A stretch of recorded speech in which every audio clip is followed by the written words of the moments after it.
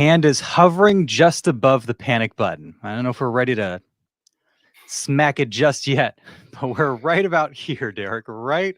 We've broken the glass. We haven't pulled the handle, but the glass is broken. Right there, waiting for it. Yeah, you know what? Usually I'm one of those who's like Kevin Bacon in Animal House, just kind of screaming all is well, and kind of he tries to make himself believe it. I think I'm with you right about now. I'm like, you know what? This one sucked. This of all the 60, no part of a losing streak is fun. Mm-mm. Thursday afternoons was that one hurt in a bad way. Hurt in a bad way because you felt like they had a chance. So it's like on one hand, okay, signs of life. On the other hand, just adds to a miserable week because they finally do some good things and the final result doesn't change. So there is plenty to discuss. I wish more of it were positive. Thank goodness for Gavin Sheets. A bright shining light in an otherwise cloudy, gloomy week. So lots to talk about with Gavin Sheets. Is it time to really shake up the lineup? Where is Yu Darvish? What's going on with Manny Machado and Fernando Tatis Jr.? We'll get to it all on this edition of the On Friar podcast. Pleased to be with you as always. And thanks to OG's, the sponsor of the On Friar podcast. Appreciate all they do for On Friar and the NBC 7 sports team. If you want to catch a Padres game out of the house, maybe get a good meal while you're watching the pods, go to one of your friendly neighborhood OG's locations throughout San Diego County. Check out their menu, constantly adding new menu items, lots of specials, great beer list. So hit up OG's. Appreciate all they do for us. Without further ado, where is it? There it is, the walk-up music.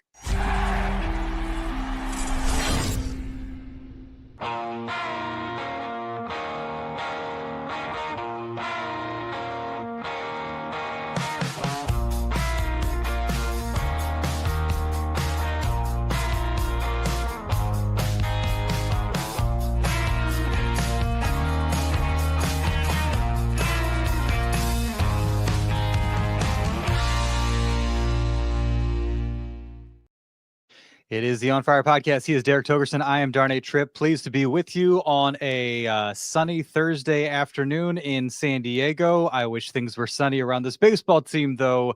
The worst week in recent regular season history. Padres' first 6-game skid under Mike Shildt, and man, it all started. I mean, a week ago we thought, hey, this team's in good shape. Look at what Manny Machado, I was raving about Manny Machado and this strange but very effective season he's been having. And then he's fallen apart offensively and defensively. Haven't won a game since. How many runs have they scored? They scored like 23 runs. Maybe it's more than that, like 25 runs since they got back from Coors Field. Craziness, Derek. What is happening? What has happened to this team? They're playing too many American League teams. That's all I got.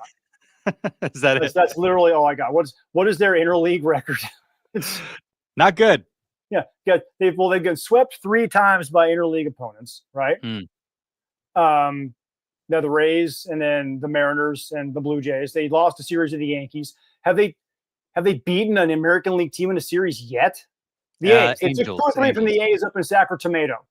Yeah. The A's, they got 2 of 3 from the Angels, and part of a stretch that made you think, okay, maybe they're starting to wake up and come back to form. And boy, has that not been the case in the last week. Yeah, dropped 2 or 3 to the Astros, 2 or 3 to the Tigers. Literally, the only 2 series that they've won have been against the A's and the Angels from the American League. They're crushing the National League, which, sorry, they swept the Guardians like way back when that's right, they had the 7-0 start, but that's it. Mm-hmm. Yeah.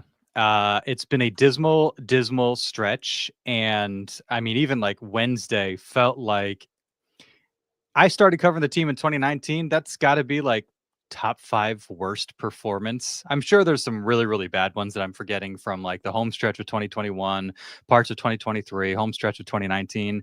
But that felt just like giving up 14 runs, Manny Machado having a 3-error inning, defensive blunders, getting shut out. It felt like it checked all the boxes of just an outright miserable, terrible, horrible, no good, very bad performance, unlike one that we have seen from the Padres in a little while, and certainly under Mike Shildt, where he's been pretty good about kind of stemming the tide and keeping the wheels from fallen off going back to last year when they were struggling. I think at this point they had just gotten swept by the Rockies. And so they were in a down stretch, fell below, I think 3 games below 500. They were just kind of back and forth and that sort of thing. So from that standpoint, better position than they were a year ago.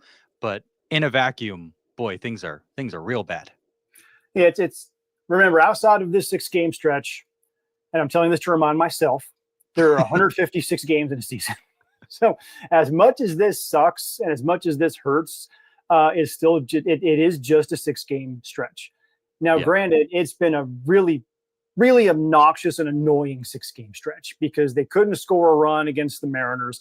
They couldn't score a run first couple games against the Blue Jays. Finally, thanks to Gavin Sheets and Luis Arraez, the offense looks like it finally finds itself in Toronto, and the bullpen issues rear their ugly head again. You give Robert Suarez a lead, and you can't hold it. You give Jeremiah Estrada a lead, and you can't hold it. And you're just going, man, what's it going to take? When is the worm going to turn all the way for this club to get things back to where they should be? Because I'll tell you what, man, the starting pitching has been really good. And as Mike Schill will tell you, they be playing clean baseball, and then they all of a sudden stopped playing clean baseball. You mentioned Manny Machado's nightmare inning that I swear we'll never see again from a guy who's that good defensively. I don't know if he's taking his at-bats to the field or if that was one fluky thing. I couldn't begin to tell you. I'm not in Manny's head. It's weird.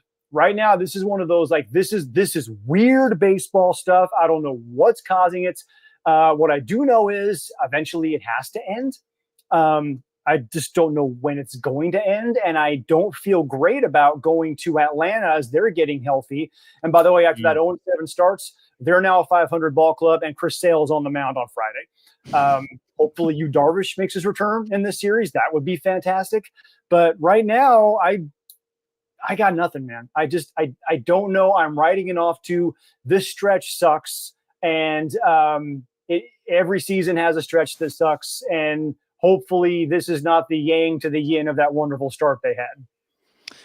Yeah, a few different things. I mean, I think it would be a surprise at this point if we saw Yu Darvish, being that he hasn't done much since his start in Vegas. And it sounds like early on it was just wanting a little more rest. And now, based on the reporting of Kevin Acee, not necessarily dealing with pain, but just doesn't quite feel right. And so it seems like they've put the brakes on things a little bit. It's just hard to really tell, but certainly concerning when the elbow just isn't reacting the way you want it to. And so there's that, like, and how alarming is that for a 38-year-old? I mean, as a 39-year-old, I can appreciate doing vigorous activity and just wanted to take it easy for a couple weeks, but I'm not a professional athlete. As a 49-year-old, I was on the Peloton this morning, and I'm just like, yeah, tomorrow's a rest day. I did some PT for my back, and I've been really bad about doing my exercises. And so I finally did it the other day. And like the next 3 days, I'm like, why am I sore? I didn't actually go to the gym. All I did was some light stretching and like calisthenics. And here we are. So, again, being in our late 30s, Yu Darvish is in our late 30s, in his late 30s. These things can happen. But does it make you feel great? On the Matty front, I had an idea that I thought would be a fun episode. Get somebody who just really gets kind of like defensive analytics and what goes into kind of like voting for Gold Glove and that sort of thing. Because I think one of the themes since Manny Machado came here is you watch him play and it's incredible, but the defensive metrics don't necessarily stack up to that for whatever reason. And so he's not been in the Gold Glove mix the way you thought. So I thought it'd be really fun to have a conversation with somebody who really understands, can maybe explain that to me. I don't think I'm going to be doing that this season because I don't think Manny Machado, unless he just plays an absolutely sterling third base the rest of the season, probably not going to be in the Gold Glove conversation, being that he's already at like 8 or 9 errors and he hasn't had more than 13 during this time with the Padres, and they're not even 50 games into the season. So that's rough. So there's just a lot that has been difficult to watch. You mentioned the bullpen, and you mentioned the starting pitching. I think that's a great note because they've had a number of quality starts that have gone to waste, and they're in the stretch where the Dodgers have slumped. They've gotten great pitching and they haven't been able to capitalize. And you just hope it's not the type of thing where you're fighting for your life to get a playoff spot in September and you think, man, that stretch in mid-May, had we just scratched across a few runs, we would not be in this position right now. Yep. Because you're right, man. We can say, yeah, it's May, and that's exactly what I'm doing. I'm saying it's May. It's a 6-game stretch, whatever. It sucks. They're still very much in playoff contention, but you also can't completely write off games that are in the early season. It all accumulates toward your final record down the stretch. So you're right. You can look back to how many times have we looked back to, oh man, that one game back in, on June 3rd where they let that one get away. If they just hang on to that one, then they're tied and they had the tie break on this team. I mean, that's going to happen at some point. You just really hope it doesn't happen to the Padres, but you're right. And hopefully they can overcome this and get themselves back into comfortable playoff position. But if it does get down to the point where they miss the playoffs by a game, you're right. We're going to go right back to, remember we talked about that 6-game stretch in May? What the hell? Yeah. And I will say, kind of big picture before we kind of get into more of the minutia of it, we certainly last year, we tend to process each season as a reaction to the previous, right? And that's usually the case more so when the last season was bad. So 2024 coming off 2023, when they're struggling the first half of the season and we're skeptical and Mike Schilt can't figure out why we're skeptical. We just lived through 2023 when Bob Melvin and everybody said, all right, back of the baseball card's going to show up at some point. We're going to start hitting like we should. We're going to go on a run. We'll be just fine. And it never happened. And so then we were all alarmed when 2024 started on a somewhat similar note. Taking that into account, I think where I'm at right now with this team is now giving them the benefit of the doubt because of what we saw last year. And it's early. That could certainly change. If this stretch lasts 2-3 weeks, then yeah, I might be, speaking with a different tone. If Mike Schilt starts to really show frustration with this team, because all of last year he said, I like what I'm seeing. I like the fight. I like the effort. I believe in these guys. And they proved him right. If Mike Schilt starts to talk like somebody who's lost the club or doesn't like what he's seen, that could change my mind. But at this point, I think what I've settled on is I'm just going to trust them. I'm going to trust Mike Schilt. I'm going to trust what I saw last year. I'm going to trust in the chemistry, the cohesiveness. I'm going to trust in Grit Squad and believe that that's going to show up at some point, because that's the last thing I have to go on as a team that was 50-50 and then was the best team in baseball for the last 2 or so months of the season. It is May. This is the worst stretch we've seen under Mike Schilt. But I still have that belief that what we saw last year is real. We saw a continuation of it to start this season. And I do think that's going to show up. I just think they're in a miserable week of baseball right now. That can happen. But I do believe that this team can get itself out of it. And it's not like they've been playing great baseball and suffering bad results. Manny's been terrible. Tatis has not been himself. Jackson Merrill's starting to get out of his slump. The bottom 3 of the order is in shambles. Bullpen has not been great. These are areas that I do think will improve, and I think the team's performance will improve when that happens. Yeah, it's yeah. Let's go ahead and let's call it right now. This is the blip in the radar. All right, we're going to say this is bad. Fernando Tatis Jr. is not going to be this bad for this long. We're seeing it again though, right? It's the emotion with him. He wants to be the guy in, what was it, like the 10th inning on Thursday, goes outside the strike zone, strikes out. And then just kind of, his head's kind of out there. He's trying to do too much. Someone's got to get in his ear, sit him down on Friday in Atlanta, whatever we got to do, get him out of his own head. Right. Because that's where his demons are. Because he can't, when he's in his head, he can't let his natural ability come out. So that's where he's sitting right now. What do you say at FanFest, Derek? Yeah, when he's exactly. We say when my head's in the right place, I'm seconding on the baseball field, and that's not happening right now. Jackson Merrill has had a rough stretch, really the first prolonged rough stretch of his career. Although I think he had his hand wrapped a little bit in that Mariner series. I think something might be going on physically with him. He said it was a blister. Yeah, exactly. So that'll add to some of those struggles because he wasn't catching up to fastballs up when he had that blister, which he typically feasts on fastballs up. Here's the bottom line with his Padres offense right now, and this is the difference between what the opponents are doing to the Padres, what the Padres are doing to the opponents. Dylan Cease made basically 1.5 mistakes. Vladimir Guerrero Jr. hit one out. Anthony Santander hit one out. In that same game, Chris Bassett threw a 93-mile-an-hour fastball, straight as an arrow, right down the middle, and Jake Cronenworth fouled it off. And then in the next game, Kevin Gausman threw one straight as an arrow, four-seam fastball, 94 miles an hour, right down the middle, and Fernando Tatis Jr. fouled it off. The other teams are taking advantage of the mistakes the Padres pitchers are making, even though the starters are not making many mistakes. And the Padres hitters are not taking advantage of any of the mistakes that opposing pitchers are giving them. Once they get back to doing that, and again, it's Toddy, the swing's too big, whatever it is. Once they get back to doing that, this offense will be fine. It's just a question now of how long it's going to take them to get back to doing that. We know they can. We've seen them do it. They just got to get all out of their brains and start putting it out on the field to do the things they have shown multiple times that they are more than capable of doing. Did I make any sense there? Yeah, 100%. And if you're watching live on YouTube, there's a few of you out there. Chime in, let us know what you think, what you're seeing, how you're feeling, and we will get to your comments on the pod. It's been, just trying to dig around and figure out like exactly what the issue is. One thing I have noticed, and Wednesday was a great example of that. Not that a few walks would have changed the outcome of the game. This is a team that has struck out less than anybody. They're not walking at an incredible rate, but up until like this stretch, they had like 2 and change strikeouts per every walk. They were almost just a touch above double strikeouts compared to walks.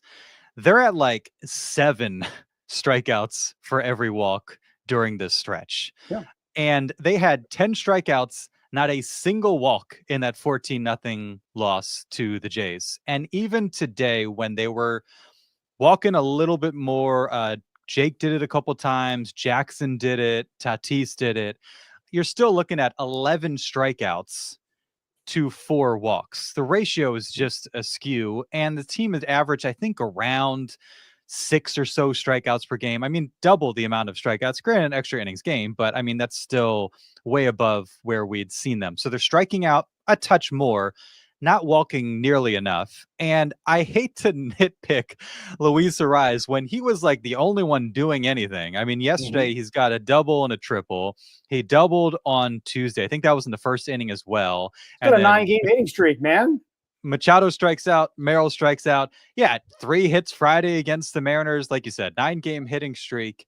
But splitting hairs, and one of the things that makes him, and again, it's the Luis Arraez experience. He chases a lot, and he chased a lot last year. He's chasing even more, but he makes contact when he chases. But how often when this team is scuffling and needing to get guys on, do you see him swinging at ball 4? And the inning just goes nowhere.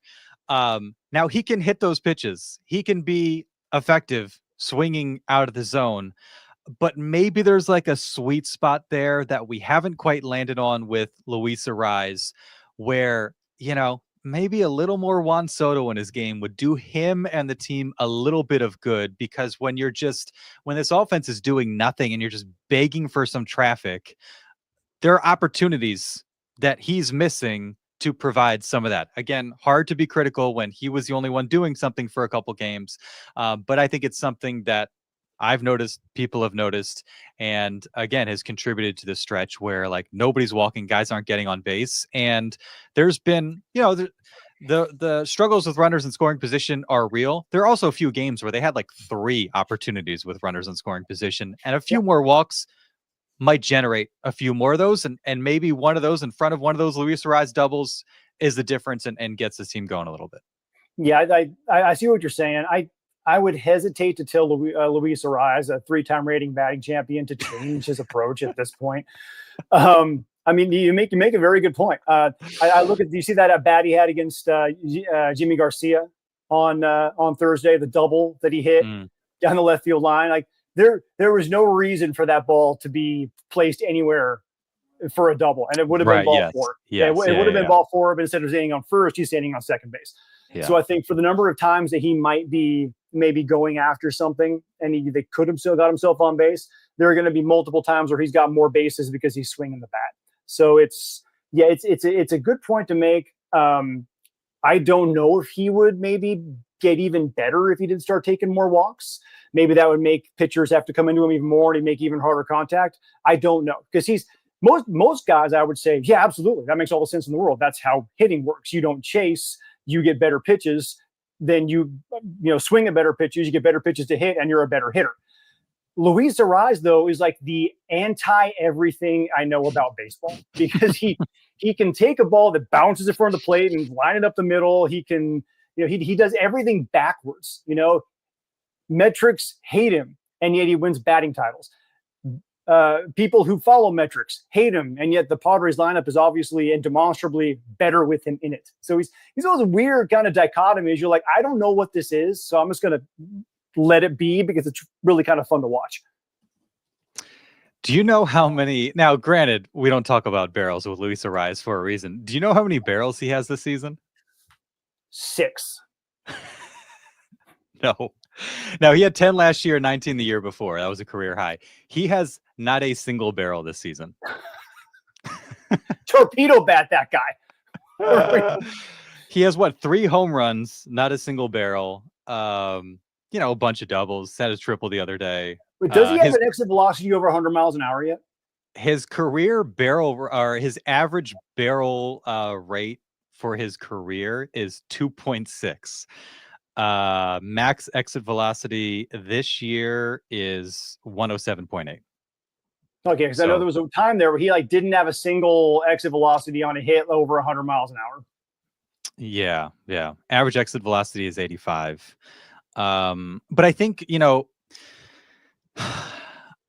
part of it goes to on base, and maybe we get to lineup construction. I feel like you always have thoughts on lineup construction, and I'm starting to get curious now. But part of it is just kind of the lack of on base, because he just doesn't walk. I mean, his walk rate is 5% this year. It was 6.7 for his career. He's only striking out, his K rate is 1.7. His career is 6.5. I mean, it's crazy. But his expected slug is lowest of his career. Expected batting average, lowest of his career. Expected or weighted on base, below his career average. So there's some of those numbers too at all. I just don't know what to do with the season that he's having this year, because dude just doesn't strike out. He doesn't whiff. It's crazy. Squared up on Savant, 99th percentile.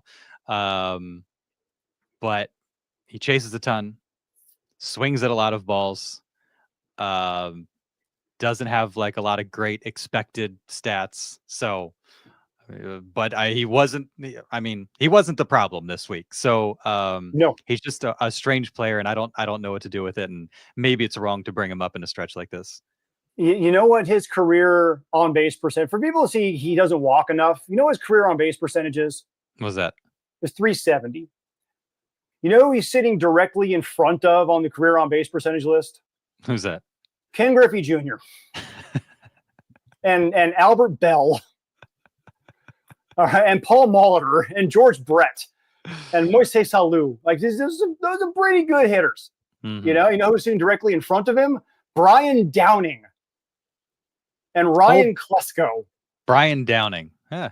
So it's the Klesko. Yeah, I know he doesn't walk very much. I know his on-base percentage has inexplicably dropped since he got to San Diego. I don't know what's going on there.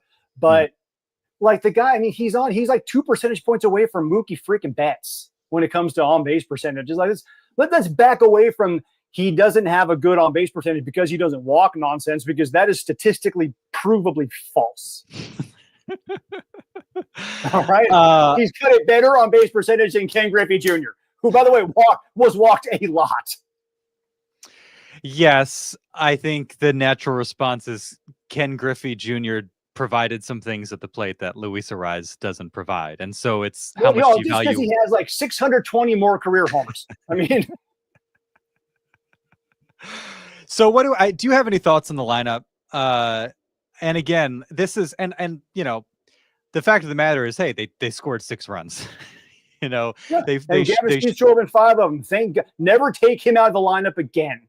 Yeah. And I was even I was playing some games with in my mind, what would I do with the lineup right now?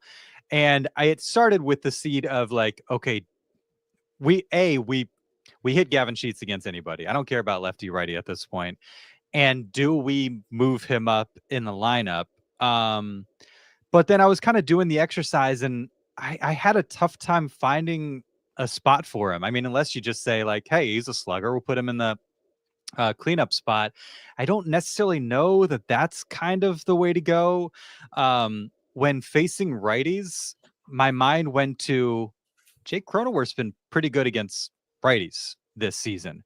And he's a guy with a 383 on base, and I think it goes above 500 if I'm not mistaken against righties. Like, do you play the splits? Do you play the matchups a little bit more one game to the next?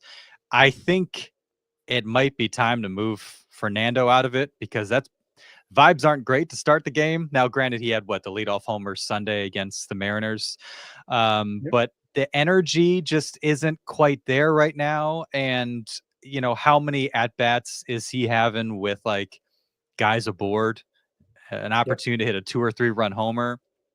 I think that's an obvious topic or something to consider. This is probably a really dumb idea given the state of his game right now, but uh Manny Machado this year against lefties, 356 with a 442 on base and 1,000+ OPS. He hasn't been a regular leadoff hitter since 2015. He's spraying doubles. He's not hitting homers. This is probably a bonkers idea, but Manny Machado to lead off against lefties? I don't Kyle know. Schwarber leads off for the Phillies consistently. Why Yeah. not? He's not your traditional leadoff guy. He didn't have a lot of blazing speed. He has a super high strikeout rate. Why the heck not? At this point, I like where you're going with this, Darnay. This is some good astute baseball observations from you. I think at this point, Mike Schilt needs to shake up the lineup, not permanently, but for now, Yeah. just like, listen, guys, nothing's working. Let's do some crazy splits, Let's right? get weird. Let's do, like, you got Chris Sale going on Friday night. Put Manny in the leadoff spot. Why the heck not? Put who else would be in there from the right side? I mean, you could do It's Manny Tatis back to back. Tatis. I like Tatis not being the leadoff spot right now. He's got 4 hits in the last week and a half. It's although he's not great against lefties either. That's the weird thing about Tatis well, he's just not great against anybody right now. That's true. But for the season, he's 205 against lefties with a 664 OPS. And so, I mean, yeah, where do you go from there? Like, Merrill, Bogarts, I don't know. And I was really struggling to kind of do this exercise because I didn't, there wasn't a progression that was just like, this makes sense, lock it in. Right. Because you kind of have some weird splits. I mean, Jake's been, I think, serviceable against righties. And so there might be some versatility there. What's he been? 260 with an 866 OPS. He's got a couple doubles, 11 walks against righties for Jake. And so if you're looking at just some on base, like maybe go Manny, Jake, Tatis, Merrill. And I also feel like we got Arraez. I think is a guy who, although his splits aren't great this year against lefties, he's still. I mean, he's a guy you can go up there and like, this dude just hits everybody. Left, right, doesn't matter. So Arraez will still be toward the top of the lineup there. How about putting him in the leadoff spot with Manny right behind him, Merrill, Sheets, Bogarts, or Merrill, Bogart, Sheets, something like that. Yeah. And I do think one thing I like about having Cronenworth in the leadoff spot, and I think they tried it earlier in his career, it did not go well. So it might not, but it's also been a couple years. So we can blame Jace Tingler for that, though, I'm sure. We can blame Jace Tingler for that. Jake will give you the old-fashioned professional at-bat. Like, I think he's going to go up there with the right mindset. Yep. And I think it does kind of like lengthen your order a little bit, because all of a sudden you have like Gavin Sheets, or probably not Arraez, or Bogarts, or somebody's going to be a little bit further down than they maybe want to be, but maybe it helps kind of the 7, 8, 9 type of situation. And if you can find something in Jake Cronenworth and you're pushing Arraez, you're pushing Merrill down, you're pushing some guys down a couple spots, and maybe it makes things threatening a little bit further down.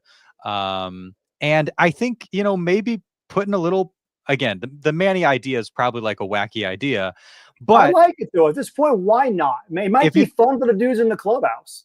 If you throw him out there and say, okay, Manny, set the tone, like from the jump, like you're the captain, set the tone for us.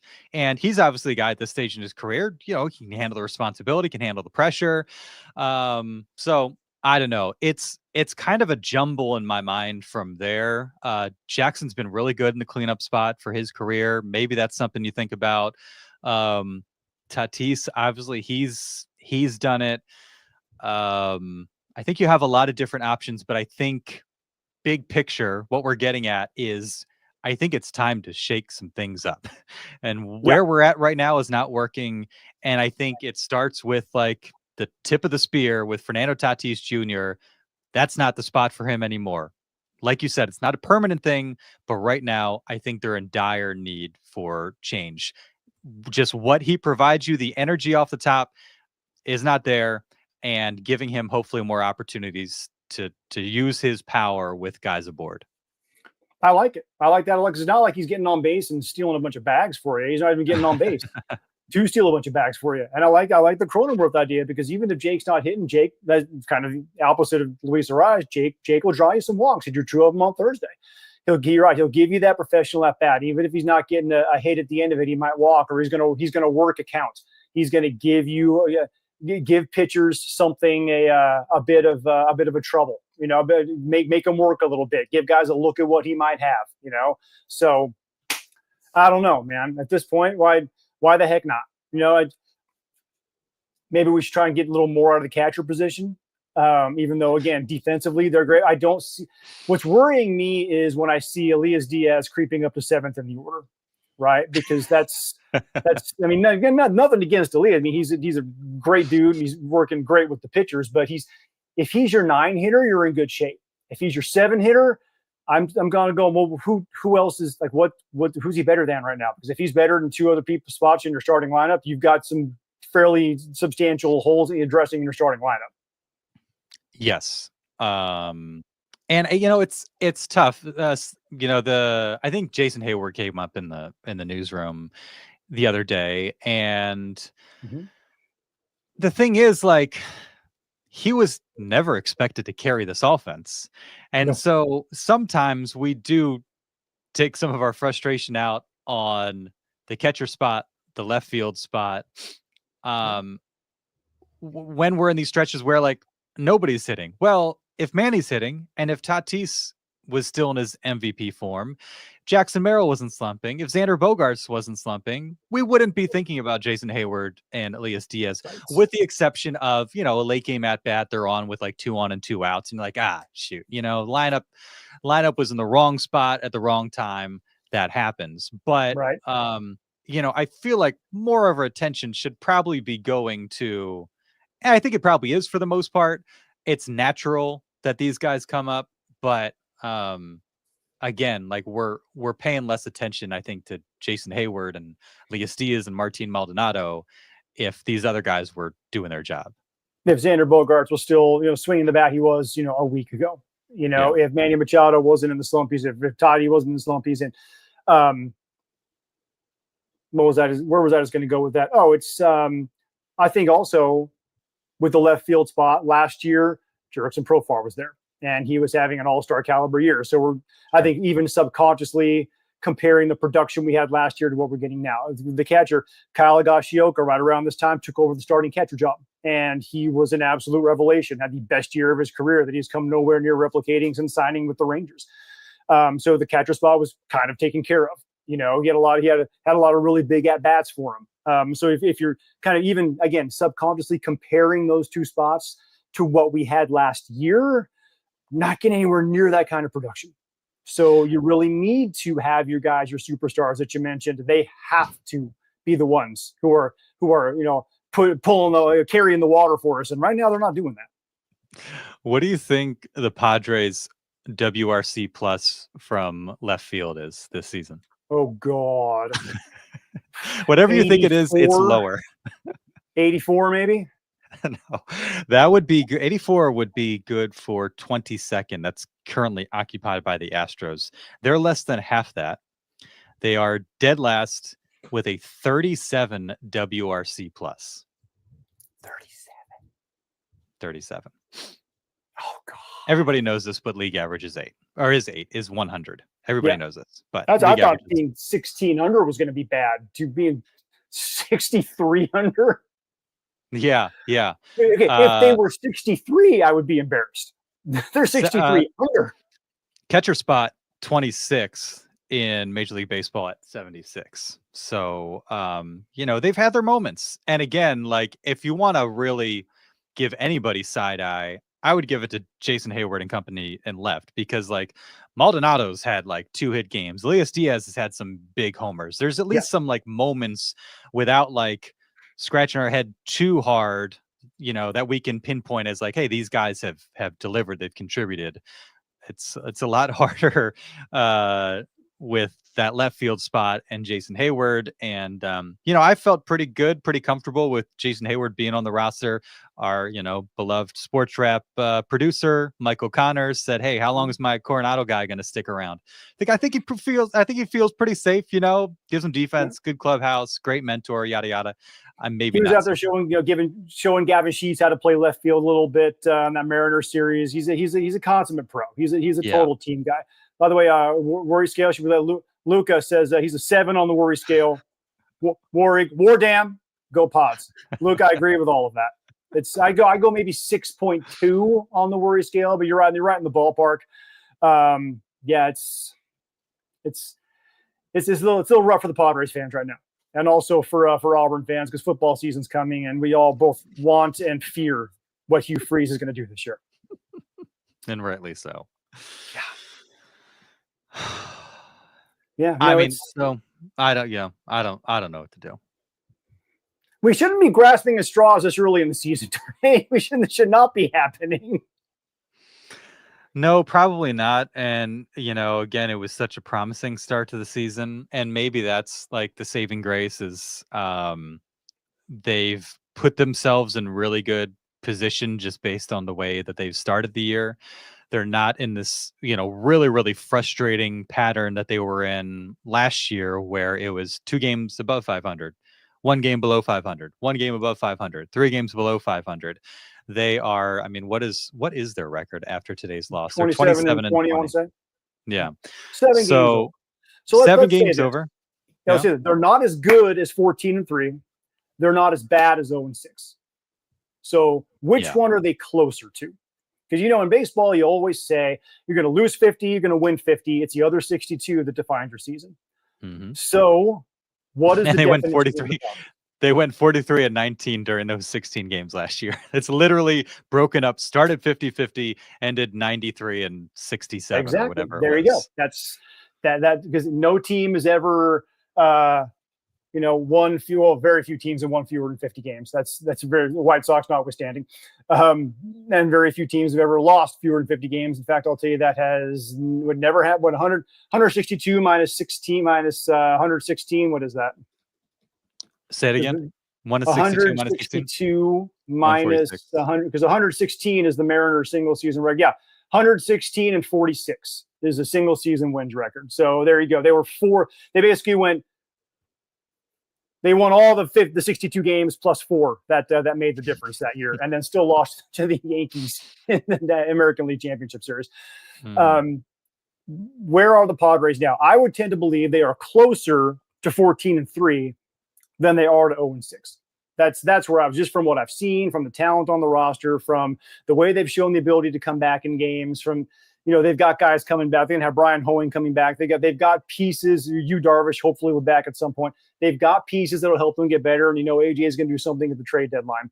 So I would tend to believe they're much closer to the 14-3 team than they are to the 0-6 team. What would you say? I think I would tend to agree. They're closer to the 14-3 than the 0-6. Because this has just been an absolutely abysmal 0-6. Yeah. It's been rough to watch. Yeah. So 14-3, 0-6. That's 23 games. Like, yeah, if you're looking over a 17 game span, like probably like a 10-7 ball club. Probably not 14-3. Probably like 11-6, 10-7 ball club. Now, if you do the math over the course of the season, that's probably like an astronomical number of wins. But I think they're probably somewhere in that sort of That's 95 wins. Yeah, I just popped it in the good old calculator here. That is 95 wins. Yeah. If you go 10-7 over every 17 game stretch, you are a 95 win team. You are comfortably in the playoffs. Yeah. I would take that. Yeah. I would take that. And again, actually, like, go ahead. Because if you look at the 14-3 and the 0-6, that's 14-9. Yeah, and you take that there you go. I would take over that. the course of the season. Yeah. Yeah. It's interesting. Mike Shilt's been so different has he gotten like snippy with reporters yet this year? Now, granted, they've been playing really good baseball, so this is their first stretch, but like I keep waiting for like one of those Mike Schilt pressers, and maybe it was last year, just feeling the need to prove himself a little bit, and he's kind of done that. It seems like he's kind of handled, because even the line of questioning wasn't even that severe when he would start kind of popping off a little bit. Yeah. And so it doesn't even need to get like overly aggressive or contentious from the standpoint of reporters, and it's still kind of tended to happen. We haven't seen that yet, and I keep kind of waiting for that to happen. And I guess that's one thing I'm kind of curious about, and more so than that, like, do we ever see Mike Schilt waver in his belief in this team? And I think, kind of going back to what I said off the top, that's when all start to like really worry, because like, again, it was 1 year, but he's given us reason, and you've mentioned his track record all the time. His teams get better through the course of the season. He's given us reason to kind of believe that, like, his sunny optimism, there's something to that. And so, it's like, we all have a friend or a loved one that is always like upbeat and feeling good, and when they're down, you're like, wait a second, is everything all right? Like, are you okay? And so I kind of feel that way with Mike Schilt. Like, if Mike Schilt is ever like starting to get, like, you could tell Bob Melvin really got down on this team. He was not good at hiding it either. He was not great at hiding it. And so if we ever see that, that's when I'll be like, all right, if Mike's not feeling great about things, the most optimistic guy in the world that's always finding the silver lining, then I'm worried. And that's not been the case. So I think, Luca on the 7 on the worry scale, I'm probably with you somewhere in the 6 neighborhood. Yeah. And the one thing about Schilt, though, that we always know is he's not going to air it out publicly. Now, I know for a fact, because I've had guys tell me this, that he will take them into his office and read them the riot act. But he always tells them, listen, I'm telling you this to you. I will never say this outside this room. And that's one of the reasons the players respect him so much, is because he will be very real with them inside their sanctuary that is the clubhouse. And he will never say that to anybody else outside of it. He is very much, and just the conversations I've had with him, even off camera, he's very much a psychologist. He understands the human psyche. He understands the psyche of the baseball player extremely, extremely well. Yeah. So I think he gets it. He knows when his guys need a little bit of a kick in the tail, and he knows when his guys need a little bit of ego massaging. So that's why they always are so good toward the end of the year, as you brought up. So yeah, he's a guy. If he ever does let it out publicly, all hell has broken loose. Yeah. Back to Manny. Oh, by the way, to go on with your stat about the defense, I looked this up. There's a 1 season difference between the time he spent with the Padres and the time he spent with the Orioles and the Dodgers. Okay, I was talking about like 1 year difference. He has a 2.5 defensive WAR with the Padres. He had an 11.5 defensive WAR before getting to San Diego. Wow. That's a lot, including it 1 year. I think it was 2016, something like that. He had a 4.4 defensive WAR when he was just like, should have won the Platinum Glove. Yeah, but of course, Nolan Arenado was just given that every year. His defense, he makes all the fantastic defensive plays and the highlight reel stuff. I'm wondering if the everyday plays that need to be made defense has deteriorated a bit with Manny. Yeah. It seems to be the only thing you can .2. And like obviously you're coming off that inning against the Jays. It's very easy to think of a few instances like that. But through the course of his Padres career, I don't know if I can, think of that many. Like it seems like he's played a pretty solid, I don't want to say airtight, but better than the metrics would have you believe. Yeah, starting a This triple play to put him in the playoffs. Yeah, you're those types of things. But again, it would maybe still be an interesting conversation to have when you just consider more so his body of work, even if this probably isn't going to be a Gold Glove finalist type season. Because I think there's probably some folks that are watching it from more closely and from a more objective standpoint than us here in San Diego, than say, okay, this is where he's not been very good. On the offensive side of things, do you know what the worst month of his career is? And from a batting average and OPS and homers hit and RBI standpoint? I would assume it's when he was dinged, maybe last year, early in the year, April. He I'm was sorry, not very good. a month just in totality, like what month he has been. Oh, well, yeah. My guess is May, because he always feels like he takes this dip in May, and then June, like mid-June, shows up and he becomes Manny for 3 months. Yeah. Yeah, 100% the case. His batting average in May for his career, 273 with an OPS of 795. His batting average. That's his worst month? That's his worst month. God, those are good numbers. Well, excuse me. I'm sorry. September, October is his worst month. 259 with a 771. There's probably been some Septembers where 2019, 2021, 2023, maybe he had good numbers in some of those months, but I can think of the Padres at least being out of it for those months. So that might contribute to it as well. 2022, he was really good down the stretch and into October. Yeah. Last year, had a few moments, but not nearly as consistently. Yeah. So, but in the more immediate, relevancy of it, he jumps to 302 in June with an 867 OPS. For his career, he has 43 homers in the month of May. Second lowest total only to April and March, in which he has 47. He has 58 for his career in June, 65 for his career in July, 72 for his career in August, which is so the summer months. The weather heats up. And by the way, remember, July is the month he played the fewest games, because you take that 4-day break in the middle for the All-Star break. So he gets fewer opportunities and hits more home runs. Yeah.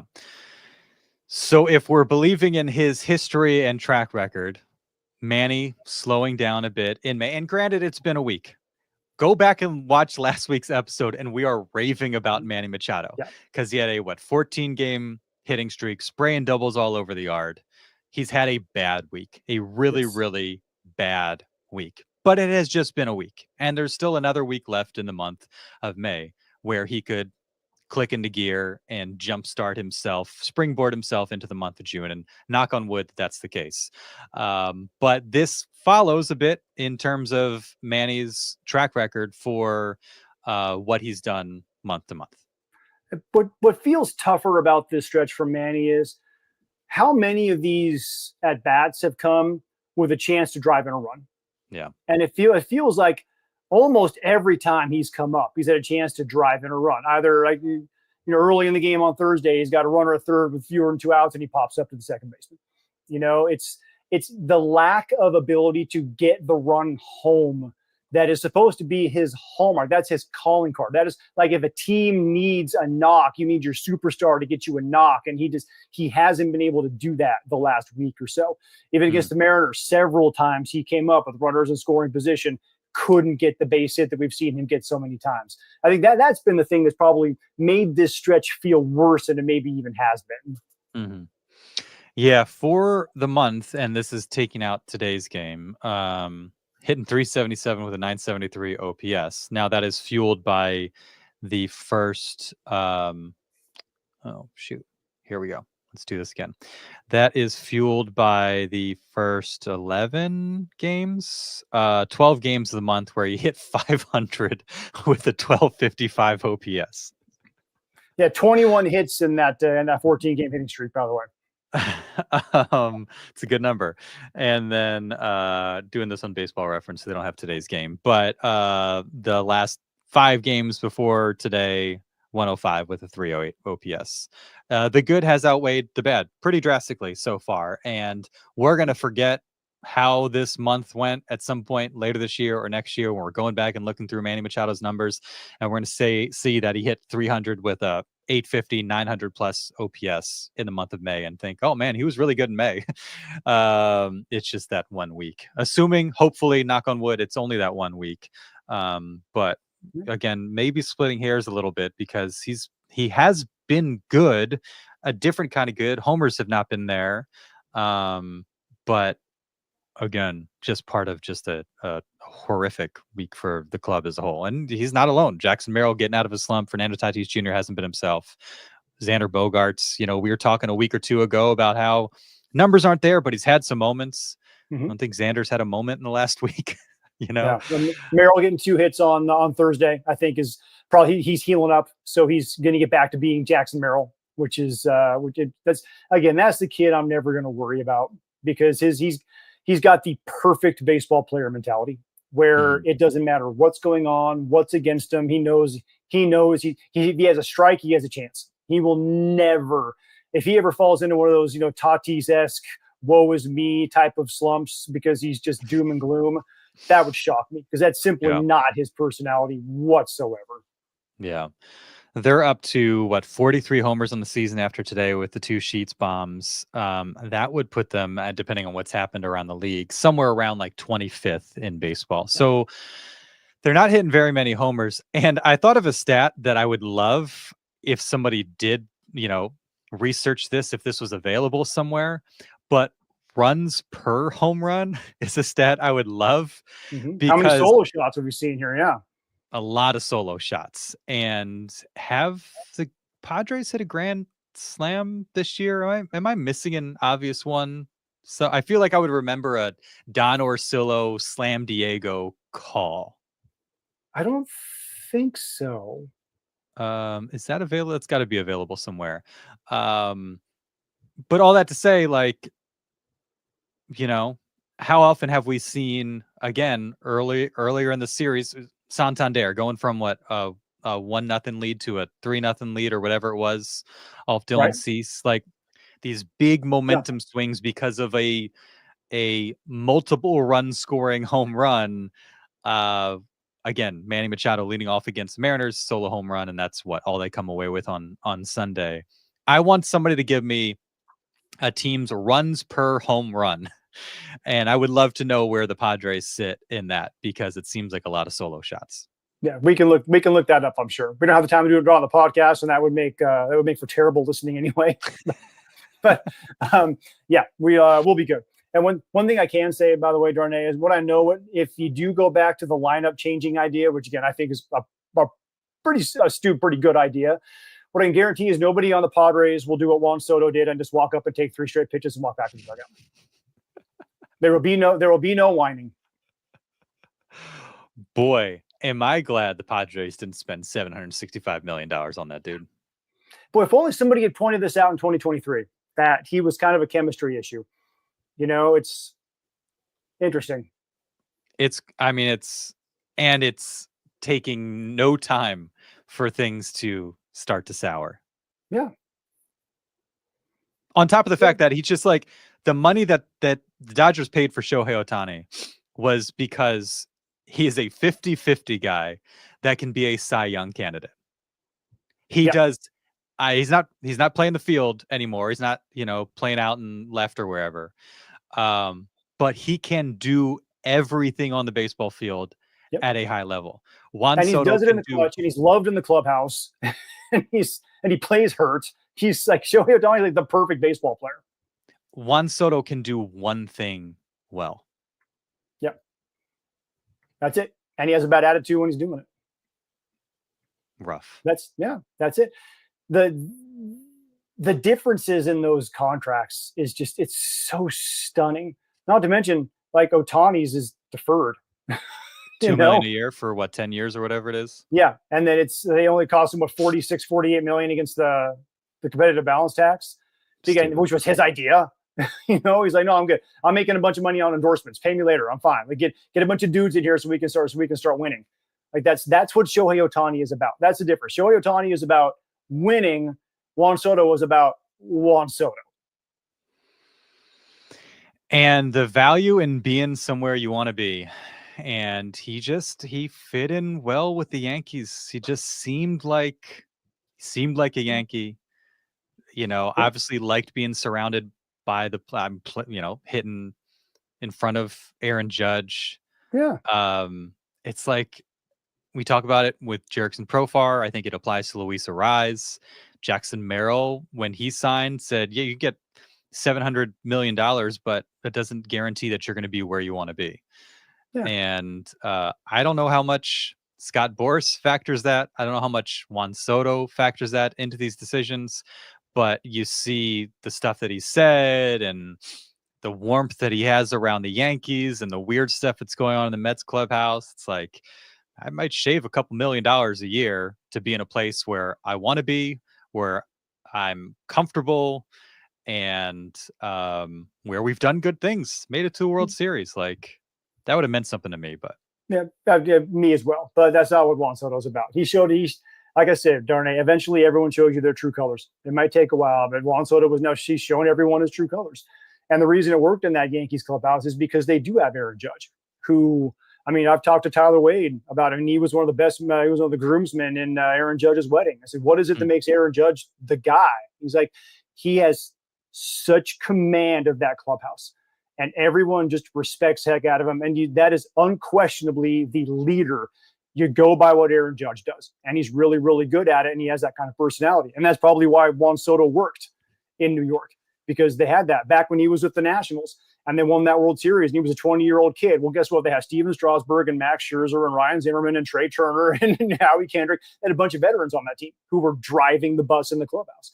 If you are letting Juan Soto have any kind of influence on your clubhouse chemistry or aura, you are in for a lot of trouble. Yeah. Well said. Got anything else before we get out of here?